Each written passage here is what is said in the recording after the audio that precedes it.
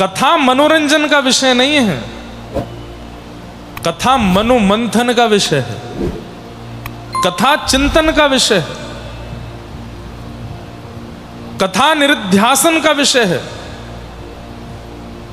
लेकिन क्योंकि हम मनोमंथन करते नहीं है, निरुध्यासन करते नहीं है, इसलिए कथा सुनने के बाद भी हम बदल नहीं पाते हैं, वैसे ही रहते हैं।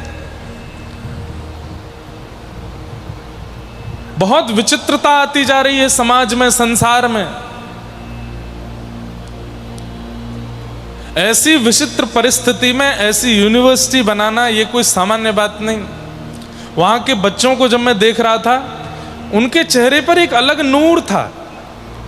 कहीं यूनिवर्सिटी में बच्चे चार्टर्ड अकाउंटेंट होते होंगे, कहीं पर डॉक्टर होते होंगे, कहीं पर इंजीनियर होते होंगे। वहां के बच्चे पॉजिटिव थे, और कुछ था कि नहीं, पर उनके अंदर पॉजिटिविटी थी, उनके अंदर सकारात्मकता थी। क्यों? एडमिशन होते ही ध्यान कराया जाता है, एडमिशन होते ही योगा कराया जाता है, तामसिक वस्तुओं से दूर रखा जाता है, non alcoholic non smoking zone रखा जाता है, पर्यावरण के बीच में रखा जाता है। इन सब व्यवस्थाओं का ध्यान रखा जा रहा है, इसलिए अभी नहीं करो। वहां बालकों में वो योग्यता दिख रही थी। ऐसी यूनिवर्सिटी सब जगह होनी चाहिए। हमारे यहां केवल विचार कर लिया जाता है कि बालक कैसे भी डॉक्टर बने, बालक कैसे भी ये बने, बालक कैसे भी ये बने। अरे बालक पहले इंसान तो बने, पहले मानव तो बने। गधा को नहीं बताना पड़ता कि गधा बनो, बंदर को नहीं बताना पड़ता बंदर बनो, गैया को नहीं बताना पड़ता गैया बनो। इंसान को बनाना पड़ता है कि इंसान बन जा भैया, मानव बन जा, तू राक्षस बनता जा रहा है। मुझे बहुत घबराहट होती है आज के बालकों का स्वभाव देख करके। हमें सुनते हैं, हमें फॉलो करते हैं, हमारी बात मानते हैं। कृपा करके केवल सुनने तक सीमित मत रहिए, उसको जीवन में उतारिए। और ये दूषितताओं में बिल्कुल मत पड़िए। पेशेंस लेवल अच्छा कीजिए अपना। कोई बुरा कह दे, कोई कुछ भी कह दे, कितना भी अनर्थ हो जाए जीवन में, अपने जीवन का अंत तो नहीं करना है। ये तो शपथ लेकर के जाइए जगन्नाथ जी के सामने। ये सुसाइड जैसे थॉट आज के बच्चे जो कर लेते हैं, आपको पता है शास्त्र कहते हैं जो व्यक्ति आत्महत्या करता है 2000 वर्ष के लिए प्रेत योनि में जाना पड़ता है उसको। क्यों? क्योंकि वह स्वमृत्यु नहीं मरा है, उसकी मृत्यु निश्चित थी। उसको 80 में, 70 में, 90 में जाना था, लेकिन 35 में ही, 25 में ही अपने प्राण त्याग दिए। किस बात से? छोटी सी बात से। जो चाहते थे वो नहीं हुआ, इसलिए प्राण त्याग देंगे।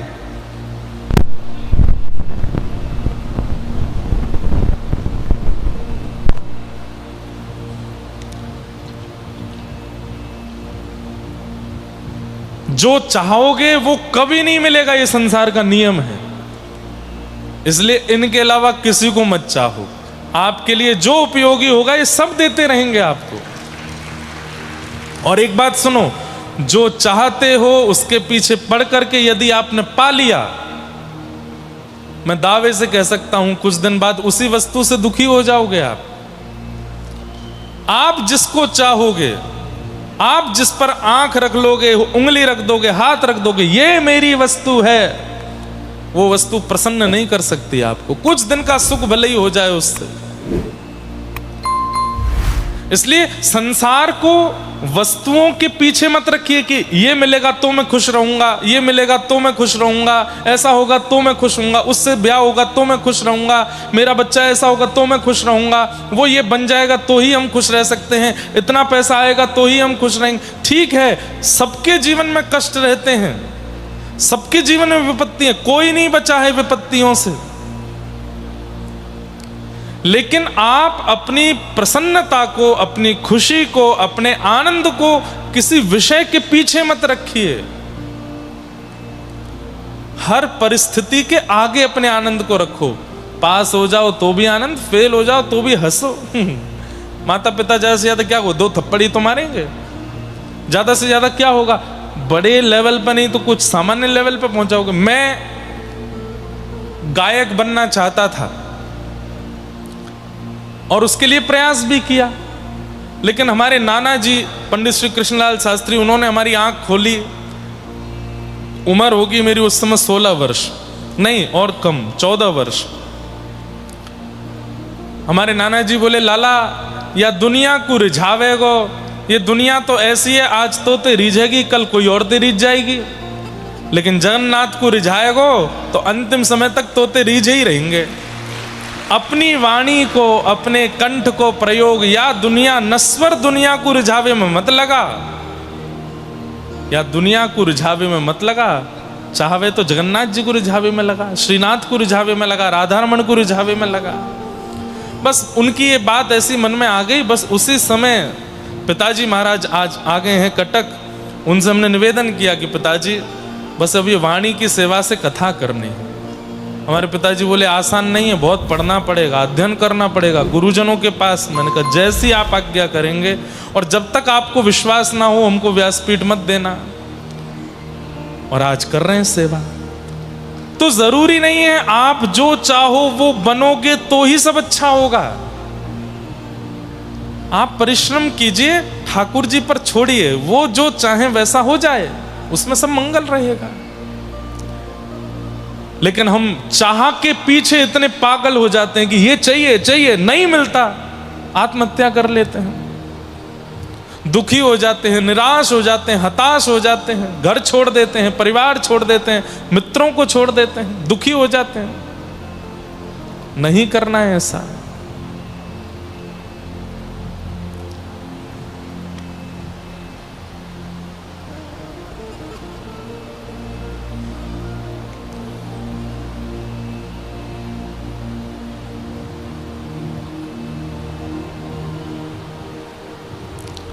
इसलिए भैया आज मैं जब वहां यूनिवर्सिटी में गया तो वहां के बच्चों को देख करके मुझे लग रहा था कि प्रसन्नता होना आवश्यक है। कोई डिग्री प्राप्त करना या किसी लेवल पर पहुंचना आवश्यक नहीं होता। प्रसन्न रहें हम जीवन भर, ये आवश्यक ज्यादा है। खुश रहें हम जीवन भर, ये आवश्यक ज्यादा है।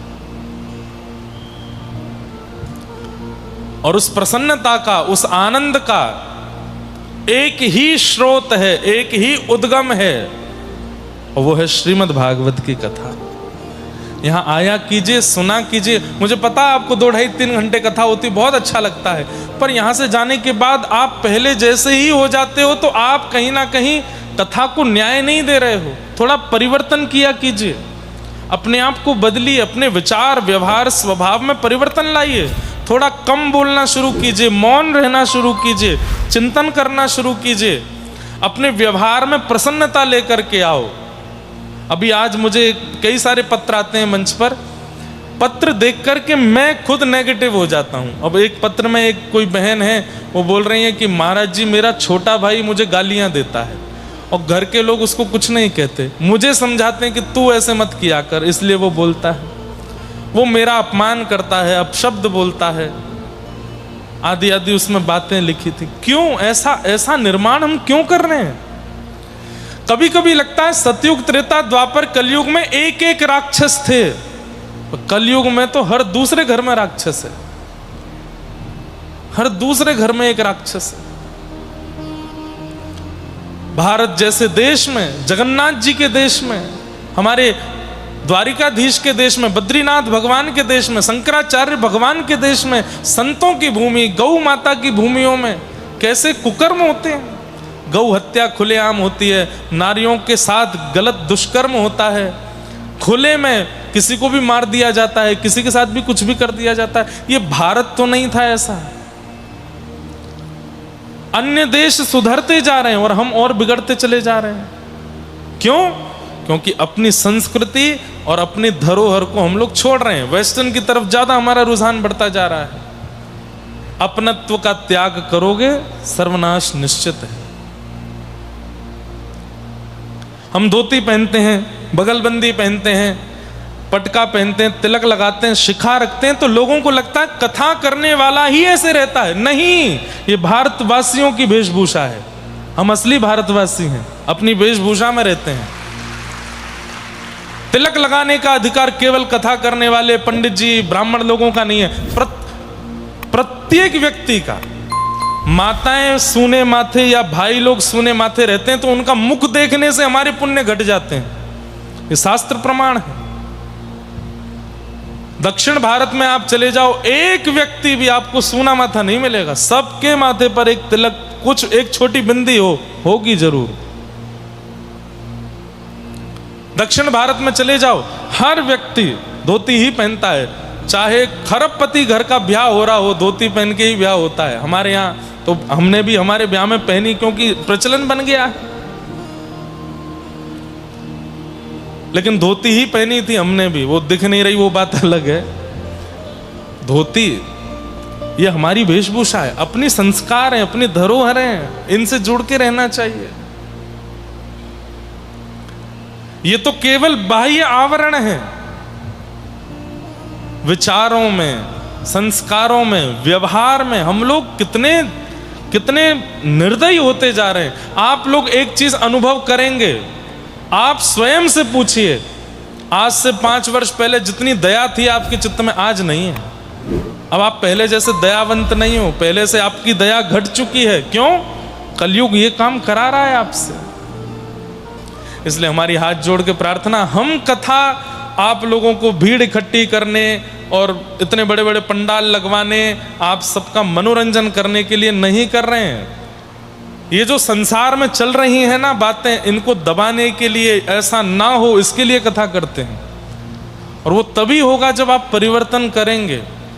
सुनिए, विचार कीजिए, चिंतन कीजिए और परिवर्तन करके अपने घर जाया कीजिए। कथा सुनने आए हैं तो उसको सीख करके जाइए, जो बातें यहाँ बताई जाती हैं उसको समझ के जाइए।